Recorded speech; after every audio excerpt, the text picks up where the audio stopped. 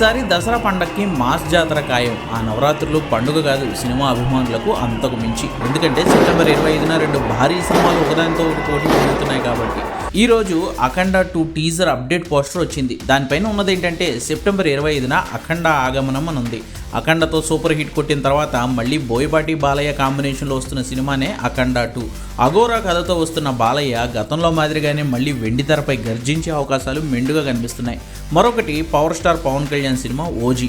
Deputy సీఎంగా బాధ్యతలు చేపట్టిన తర్వాత యాక్టివ్గా రాజకీయాల్లోకి అడుగుపెట్టిన తర్వాత పవన్ కళ్యాణ్ నుంచి మరో సినిమా రాలేదు. హరిహర వీరమల్లు విడుదలకు జాప్యం కావడంతో అది ఎప్పుడు రిలీజ్ అవుతుందో పక్కన పెడితే సుజిత్ డైరెక్షన్లో వస్తున్న ఓజీ సినిమాకు మాత్రం భారీ హైప్ ఉంది.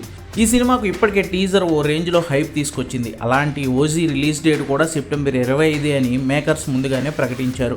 అఖండ 2 సినిమాకు 14 రీల్స్ ప్రొడక్షన్ హౌస్ ప్రొడ్యూసర్ కాగా తేజస్విని నందమూరి ప్రెజెంటర్గా వ్యవహరిస్తున్నారు. ఇక ఓజీ సినిమాను డివివి దానయ్య నిర్మించారు. ఈ రోజుతో పవన్ కళ్యాణ్ తన క్యారెక్టర్ షూట్ను కూడా కంప్లీట్ చేసేసుకున్నారు. డబ్బింగ్ ఒకటే ఇంకా పెండింగ్ ఉంది.